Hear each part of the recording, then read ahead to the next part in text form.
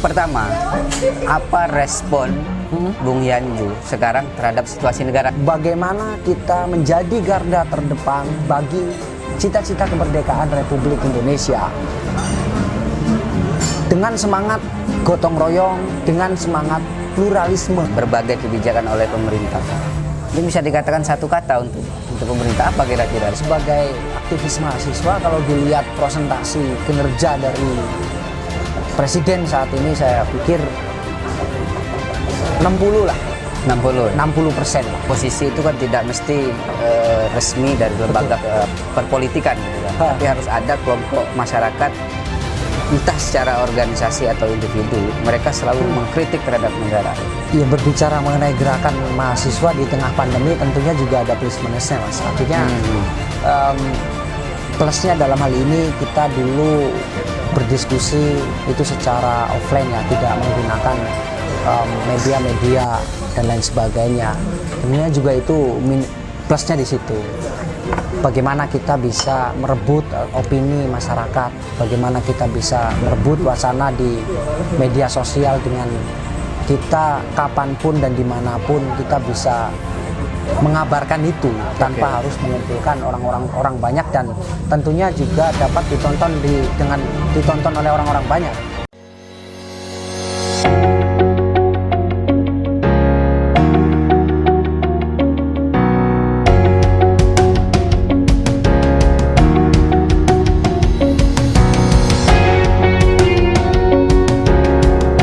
Assalamualaikum warahmatullahi wabarakatuh.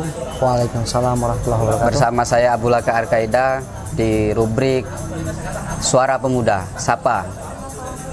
Kita akan memperbincangkan situasi negara sekarang dalam lokal DIY. Bagaimana sih dunia pergerakan DIY? Anak-anak muda merespon situasi negara. Kali ini kita menghadirkan sahabat Yanju Sahara, Ketua Pengurus Cabang Pergerakan Mahasiswa Islam Indonesia tingkat DIY ya. Siap, Mas. Terima kasih ya. Terima kasih, Mas. Waktu gitu ya. Siap. Meskipun sudah padat kegiatan menjelang pelantikan ini kan. Iya, Mas. Dan sebentar lagi juga sudah ada agenda ini. Sebelum pelantikan juga kita sudah ada agenda. Oh, sudah. Iya. Apa roadshow gitu ya? Sudah berjalan. Sahabat Yanju, siap. Di sini kita akan berbincang bagaimana situasi negara sekarang. Dan apa sih respon insan gerakan milenial, karena sahabat Yanju sekarang menjadi ketua umum gitu kan, mesti memahami dinamika gerakan yang ada di lokal daerah istimewa Yogyakarta. Ya, oke. Nah, untuk pertama, apa respon Bung Yanju sekarang terhadap situasi negara sekarang? Oke. Yang jelas respon saya sebagai aktivis gerakan mahasiswa, tentunya juga membawa pergerakan mahasiswa Islam Indonesia.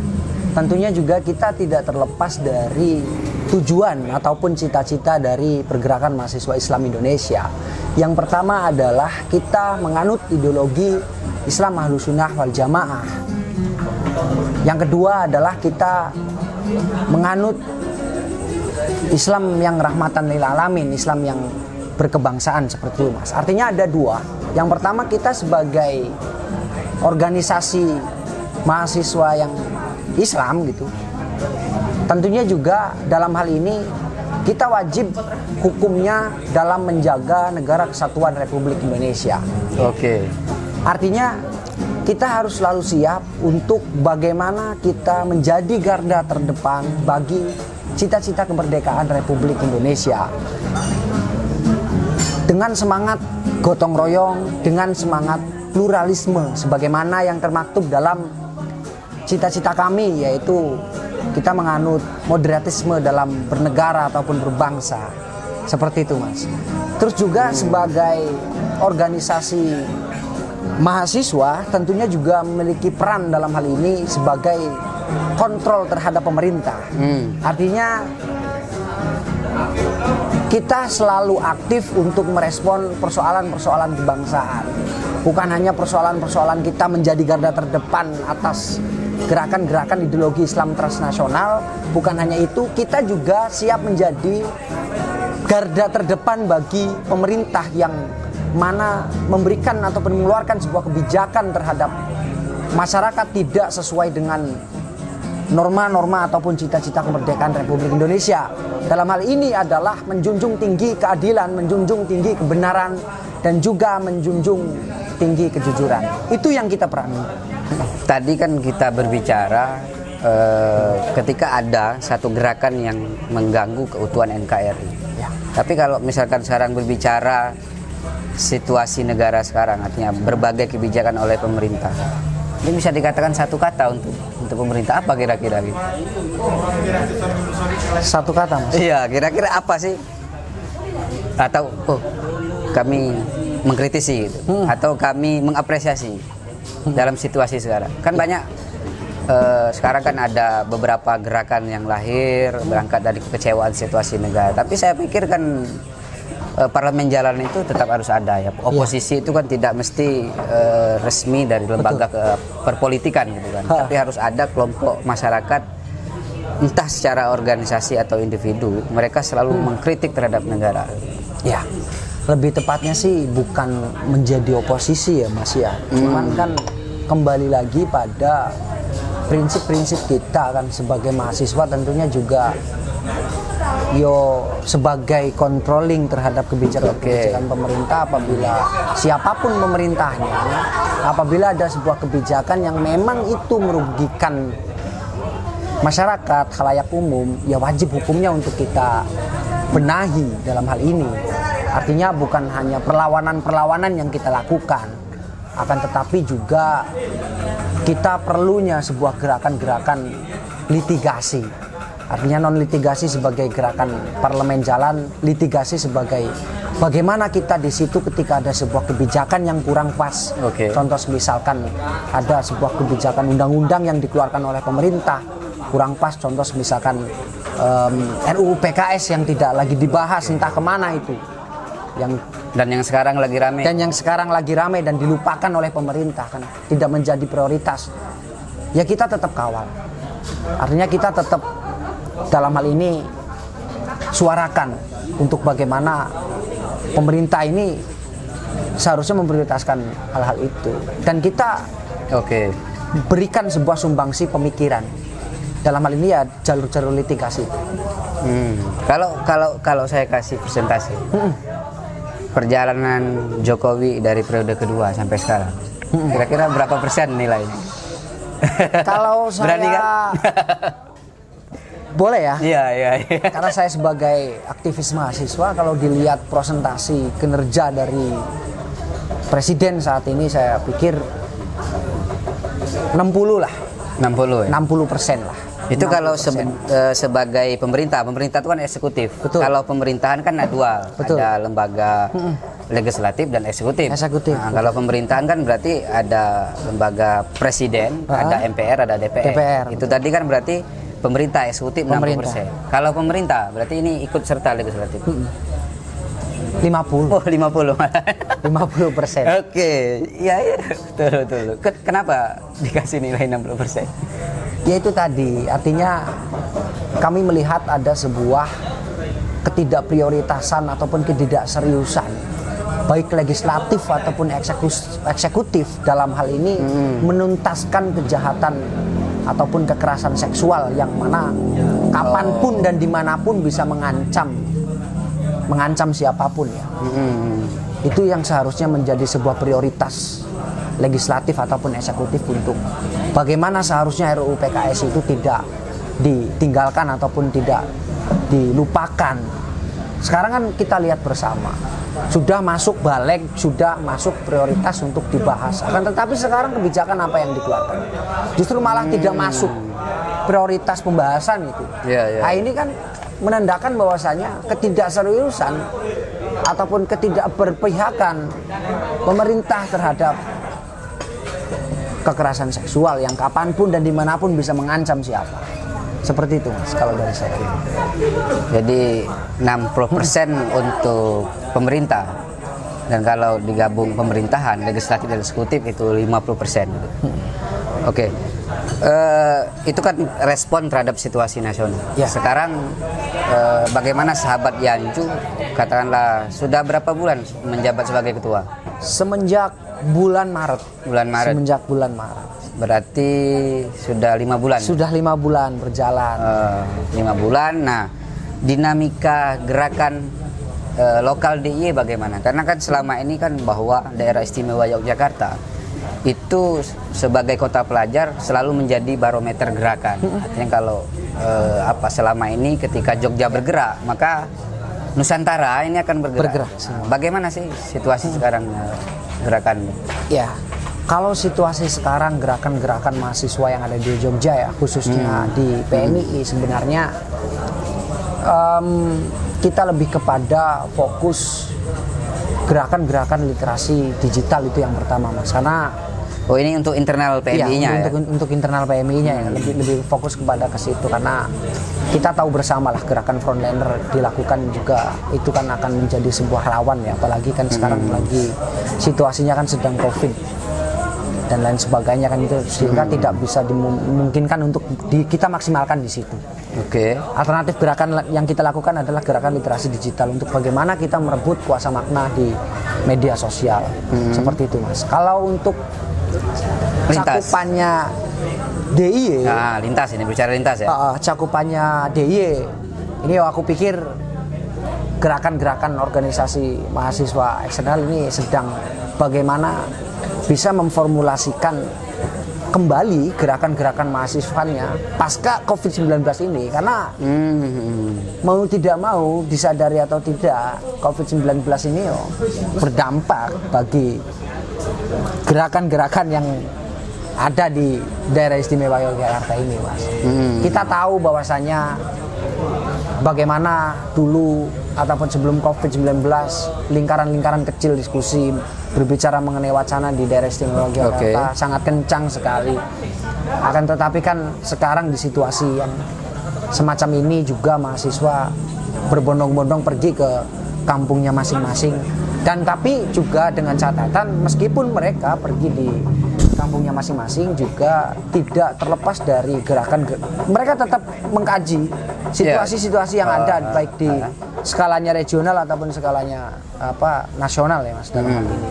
Seperti itu sih lebih kepada itu kalau dari saya. Berarti dinamika gerakan di lokal DIY dalam situasi pandemi virus corona ini tetap berjalan tetap atau berjalan. Bisa jadi melahirkan format baru yang mungkin dalam hal ini juga PMII gitu kan, apakah tradisi online atau virtual itu agak lemah atau bagaimana? Berarti mungkin ada dampak bagaimana insan gerakan gitu kan, anak-anak muda sekarang menyampaikan aspirasi itu mungkin lebih terlatih persoalan virtual. Itu tuh bagaimana situasi sekarang? Iya, berbicara mengenai gerakan mahasiswa di tengah pandemi tentunya juga ada plus minusnya, Mas. Artinya plusnya dalam hal ini kita dulu berdiskusi itu secara offline ya, tidak menggunakan media-media dan lain sebagainya. Tentunya juga itu plusnya di situ.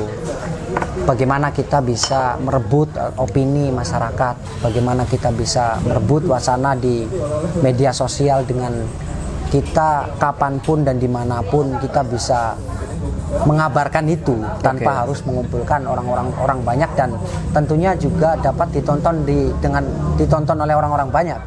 Itu minusnya plusnya di situ, Mas. Saya rasa kalau minusnya tidak ada persoalan ya, tinggal bagaimana caranya aja sih di sini. Dulu caranya kita berdiskusi dengan secara offline, sekarang berdiskusi dengan secara online. Tinggal bagaimana dalam hal ini kita mau bergerak atau tidak. Seperti itu. Lebih lanjut karena ini katakanlah situasi pandemi ya. Yang saya pikir memang situasi sekarang juga dibarengi dengan kita kan memasuki revolusi 4.0 kan. Betul. Nah, artinya kita kan sudah tahap bagaimana semua dinamika kehidupan itu kan beralih ke digital gitu. Nah, untuk format gerakan era digital terutama di internal PMII sendiri apakah sudah punya format gitu kan untuk merespon itu? Ya. kita sudah punya platform digital tentunya untuk bagaimana kita bisa mentransferkan nilai-nilai humanisme dalam berbangsa ataupun bernegara, nilai-nilai keagamaan yang memang itu sesuai dengan ajaran-ajaran Rasul yang mana mengedepankan prinsip Islam rahmatan lil alamin seperti itu, Mas.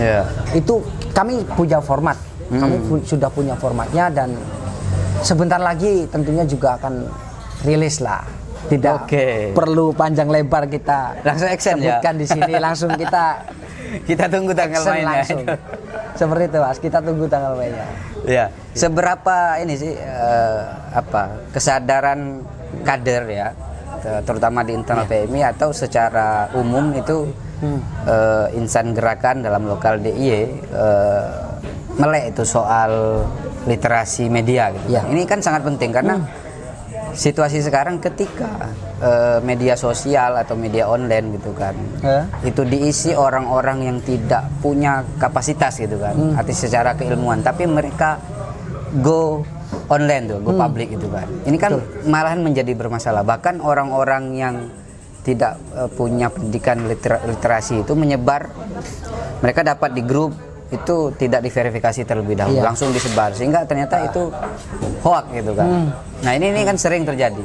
Nah apa yang diberikan pola proses kesadaran yang diberikan kepada kader untuk situasi sekarang kayak pola-pola yang dikasih ataupun yang